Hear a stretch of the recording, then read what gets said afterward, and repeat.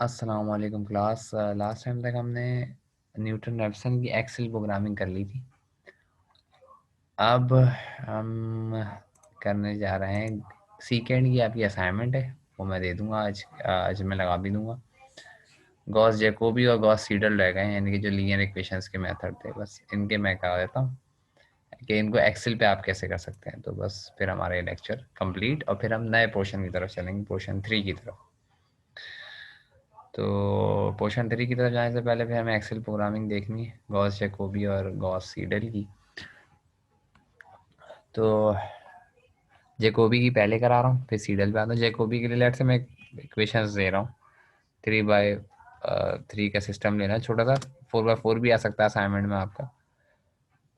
तो अभी सीडल का सामने लेट से आपके पास इक्वेशंस हैं x1 7 x1 minus minus x2 plus x3 is equals to 4 एक इक्वेशन है।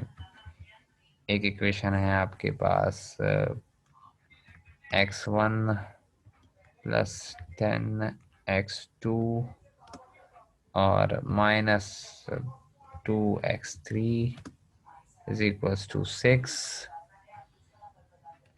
और एक इक्वेशन है आपके पास 3x1 minus x2 plus 7x3 equals to 0।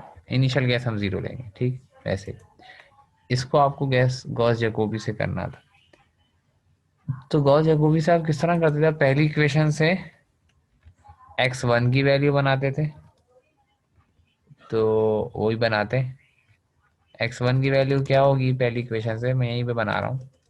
बनाने फिर हम इसको एक्सेल में डायरेक्ट कर लेंगे, एक्सेल में डायरेक्ट इक्वेशन डलती है। तो x1 की जो इक्वेशन होगी वो होगी, देखिए 4 वही है, 4 x2 वहाँ आ जाएगा तो और पॉजिटिव हो जाएगा, और x3 वहाँ आएगा तो नेगेटिव हो जाएगा, और डिवाइड में जाएगा 7, क्योंकि x1 के साथ 7 है। मैं बस डायरेक्ट वैल्यू बनाई है, अब आप लोगों के लिए कोई मुश्किल नहीं होना चाहिए।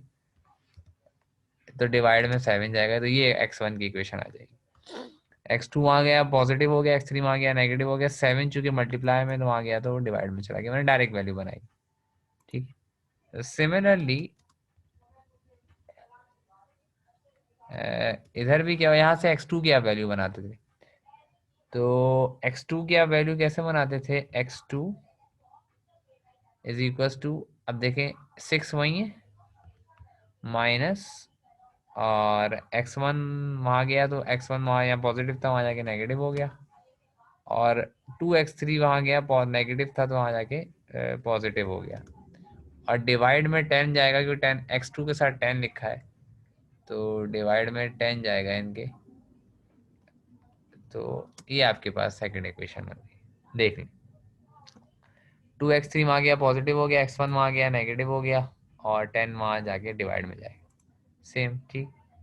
और यहाँ से आप इक्वेशन बनाते थे x3 की, ऐसे ही करते हैं। ये मैंने डिटेल बताई भी है आपको ऑनलाइन लेक्चर में, सही।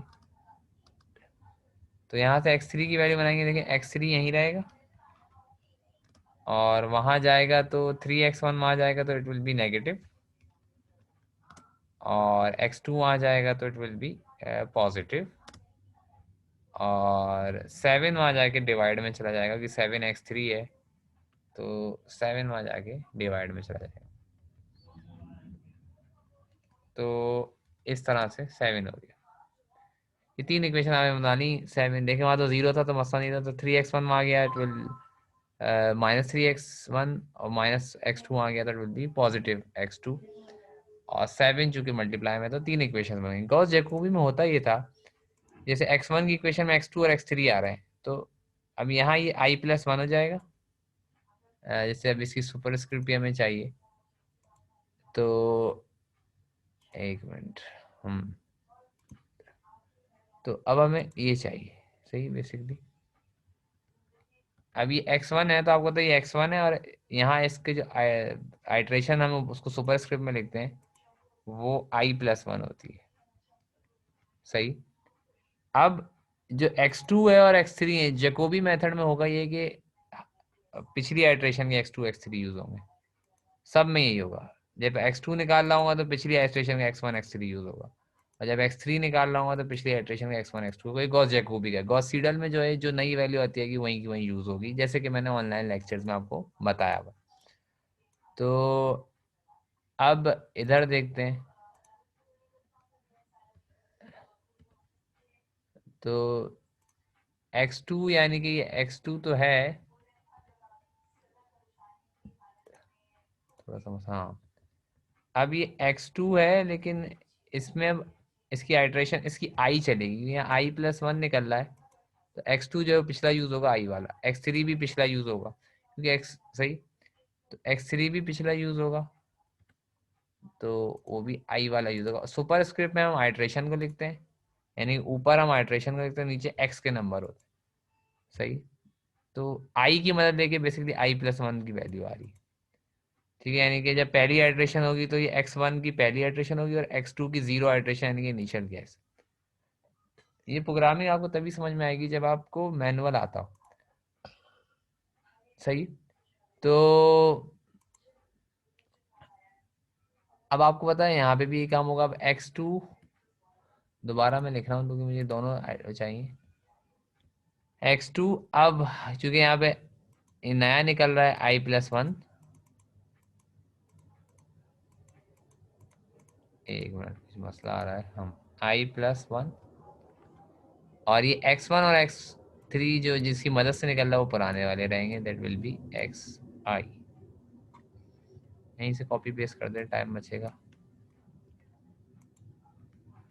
बस यहाँ मुझे पता है कि यहाँ x1 आ जाएगा और यहाँ पे x3 i का आएगा,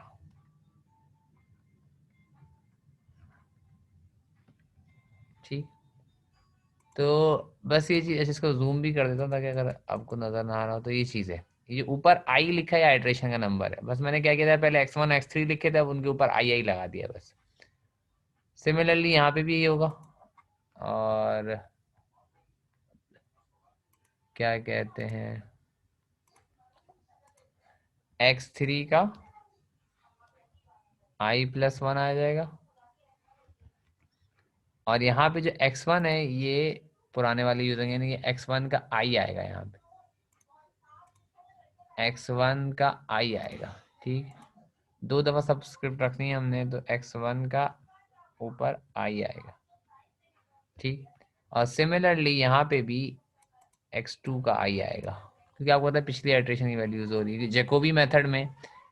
हर अगली वैल्यू पिछली की मदद से आएगी, ये जैकोबी में। सीडल गॉस सीडल इसके बाद वाला मेथड है, उसमें ऐसा नहीं है, उसमें थोड़ा सा चेंजिंग है। जो वैल्यू नहीं आती जा रही है वो नहीं वहीं की वहीं यूज होगी, ठीक। तो x2 i के वाला आएगा तो इसको मिटा के i वाला लिख देते हैं, तो ये इस तरह से हो गया, सही। अब चलते हैं डायरेक्ट हम एक्सेल शीट पे, क्योंकि यहाँ पे टाइम ज़ाया करने से बेहतर है कि हमने अब ये तीन इक्वेशन फीड करनी है बेसिकली। इनिशियल गैस 0 0 लेंगे, ये तीन, ये वाली और ये वाली जो फाइनल आई, ठीक। तो हम एक्सेल शीट पे चलते हैं डायरेक्ट और फिर वहाँ पे इक्वेशन फीड करते हैं। एक्सेल शीट मैंने खोली भी नहीं है, अच्छा अभी खोल देते हैं, एक मिनट। एक मिनट, वापस मैं आपको वर्ड की शीट पे लेके जा रहा हूँ क्योंकि पीछे एक्सेल खुला हुआ नहीं है। तो एक मिनट पहले मैं पीछे एक्सेल खोल लेता हूँ, और हाँ एक्सेल खुल गया है, ठीक। अच्छा, अब हम चलते हैं एक्सेल शीट पे, जो हमारी एक्सेल शीट है आ गई, ये एक्सेल शीट आ गई, सही। तो मैं इसमें बताता हूँ आपको क्या क्या कॉलम रिक्वायर्ड है, सही। अच्छा, एक कॉलम हम एक शीट हम बनाते थे हर सवाल को जब मैनुअल सॉल्व करते थे, वहाँ की वो रिक्वायरमेंट थी। एक्सेल शीट में हम वो कॉलम यूज करेंगे जिसकी हमें रिक्वायरमेंट एक्सेल के मुताबिक, एक्सेल के फार्मूले के नीड है। जैसे न्यूटन रैप्सन में मैंने f(x_i) और f(f')(i) का कॉलम बनवाया था एक्सेल शीट में, जबकि मैनुअल कर रहा हूँ तो मैंने नहीं बनवाया था। वहाँ नीड नहीं थी मैनुअल की, आपने डेरिवेटिव निकाले हुए थे, डायरेक्ट कैलकुलेटर में फीड कर रहे थे आपके आंसर से। तो यहाँ एक्सेल शीट में सामने होता है, तो सिवाय से एक्सेल शीट की रिक्वायरमेंट के हिसाब से एक्सेल शीट बनाते हैं। टेबुलर फॉर्म से अगर सवाल कर रहे हैं मैनुअल, जैसे मैंने क्लास में कराया था, तो वो वहाँ उसकी रिक्वायरमेंट के हिसाब से कॉलम बनाते हैं। यहाँ जो रिक्वायरमेंट हो, देखिए एक आई का कॉलम रिक्वायर्ड होगा आपको, एक x1i, मैं पूरा नहीं लिख रहा यहाँ पे सब्सक्रिप्ट सुपर, एक x2i होगा और एक x3i होगा, सही है। और फिर इनकी नई वैल्यूज आ रही होंगी, यानी कि x1i+1, x2i+1, x2i+1 और x3, ये नई वैल्यूज जो आ रही होंगी i+1।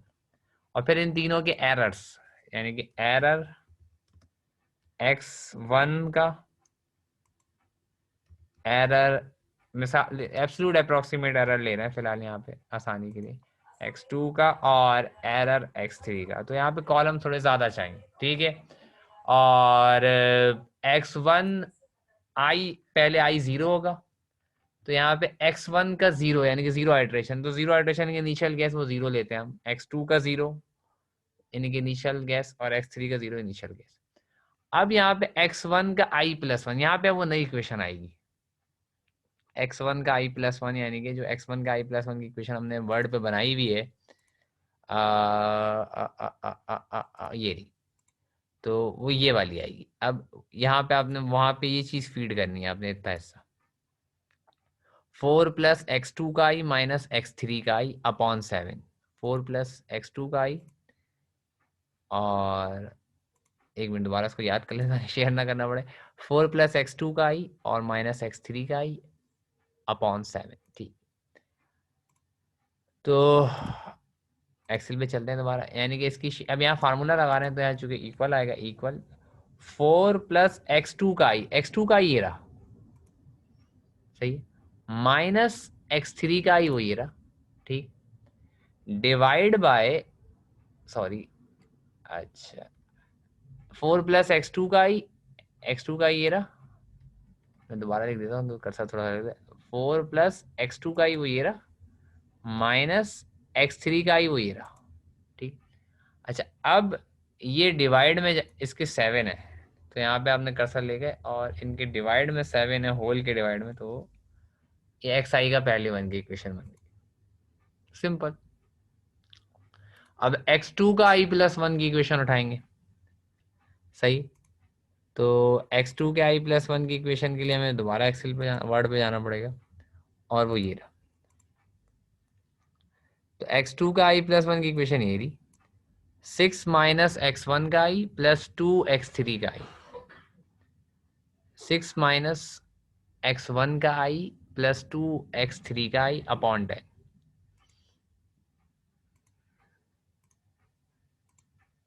तो ये ना हमारे पास 6 - x1 का i, x1 का ये रहा, ठीक है, प्लस 2 मल्टीप्लाई का निशान के लिए स्टेरिक है, 2x3 का i वो ये रहा, सही, और x3 का ये रहा, वो ये रहा, सही है।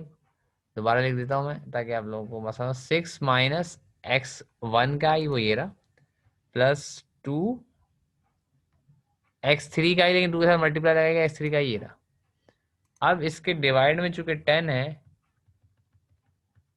तो इसके डिवाइड में 10 कर देते हैं, और ये भी हो गया फार्मूला तैयार, x3 का i रह गया, x3 का i+1 उसका फार्मूला बनाते हैं। तो उसके लिए चलते हैं वापस,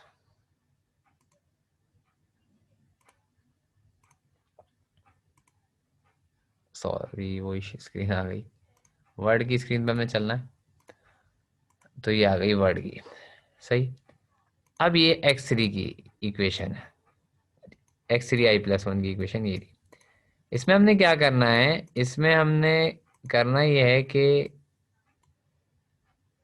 x माइनस का 3x1 का i प्लस x2 का i अपॉन 7, माइनस का 3x1 का i प्लस x2 का i अपॉन 7। तो इसमें करना क्या है हमने, माइनस का 3x1 का i, देखिए मल्टीप्लाई आएगा बीच में 3x1 का i, सही, प्लस x2 का i, और अपॉन में यहाँ पे भी 7 है, तो यहाँ अपॉन में 7 आ गया, माइनस का 3x1 का i प्लस x2 आपका i अपॉन 7 और ये a भी हो गया आपका। ठीक, चाहे तो इसको हम काउंटर चेक भी कर लेते हैं कि हमने सही पुट किया है। एक मिनट, ये रहा, ठीक है, सही पुट किया। अच्छा, अब बस अब हमारा एक्सेल शीट पे काम आ रहा है। अभी एरर स्टेप पे नहीं निकल सकता, इसको छोड़ दें एरर को ऐसे ही। सही, आई जैसी 1 होगा तो ये x1 का 1 बन जाएगा, जो कि ये रहा। x1 का i+1 था, i 0 था, तो ये x1 का 1 ये रहा, जहाँ मेरा प्लस का कर्सर आ रहा हो देखें तो वो ये है। ठीक, i 1 हुआ तो ये x2 का 1 बन जाएगा, तो x2 का 1 ये रहा, क्योंकि i+1 जब i 0 था तो i+1 पे x2 की वैल्यू ये थी, तो x2 का 1 ये रहा। ठीक, और सिमिलरली यहाँ पे x3 i 1 है तो x3 का 1 आएगा, तो x3 का 1 ऊपर ये रहा, क्योंकि i 0 पे x3 i+1 ये था, x3 i 0 होगा तो x3 का i+1 यानी कि x3 का 1 आएगा, तो ये रहा, ये आ गई तीनों वैल्यू।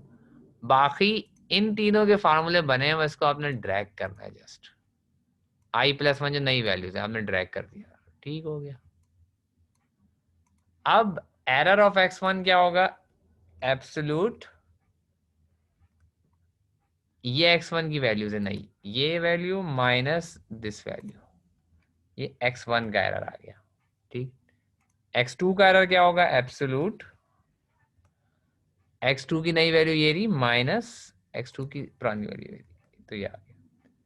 और एरर ऑफ x3 क्या होगा, एब्सोल्यूट, और पुरानी वैल्यू ये रही x3 की और नई वैल्यू ये रही, तो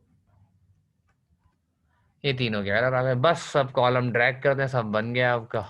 आई को ड्रैग करने का तरीका ये कि आई को 2 सेलेक्ट कर लें, 0 1, फिर ड्रैग किया करें तो वो सारे रीड कर लेगा। 11 आइट्रेशन हो गई, और बाकी सबको ऐसे ड्रैग कर दें डायरेक्ट। तो अब ये पूरा टेबल एडजस्ट होगा एक साथ, हर कॉलम को एक अलग अलग हर कॉलम को ड्रैग करेगा, फार्मूला अलग अलग है ना, तो आपका जैकोबी मेथड हो गया आसानी।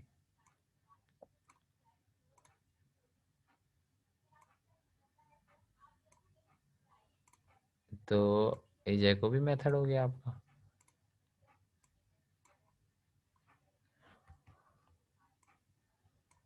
सही, लेट से हम एरर जो है वो आपका 0.01 से जहाँ पे कम हो वहाँ पे ख़त्म कर दें। देखें यहाँ 0.01 से कम हो गया है, x1 का एरर भी, x2 का एरर भी और x3 का एरर भी 0.01 से। पिछले स्टेप में देखें तो 0.01 से कम x1 का तो एरर हो गया, लेकिन x2 x3 का नहीं हुआ। तो 0.01 से कम एरर जहाँ पे होगा, मिसाल दी है मैंने कि सवाल को ख़त्म करें, तो वो यहाँ तीनों का हो रहा है, तो आपका ये तीनों आपके फाइनल आंसर है, x1 का, x2 का और x3 का, ये फाइनल आंसर है। चाहे तो इसको आप ड्रैग कर दें, मिसाल के तौर पे मैंने समझाया। तो आपने गॉस जैकोबी बासानी इस तरह से सॉल्व कर दिया on the with the help of Excel. तो ये काम करना है आपने। देखें गॉस जैकोबी डायरेक्ट कैलकुलेटर पे भी नहीं हो सकता, तो अगर इसको आपको करना है तो एक्सेल पे बासानी हो सकता है। तो इस तरह से हम करेंगे। बस अब गॉस सीडल रह गया लास्ट मेथड, सीकेंड आपका असाइनमेंट है, गॉस सीडल रह गया, तो वो मैं नेक्स्ट क्लिप में कराता हूँ। Thank you.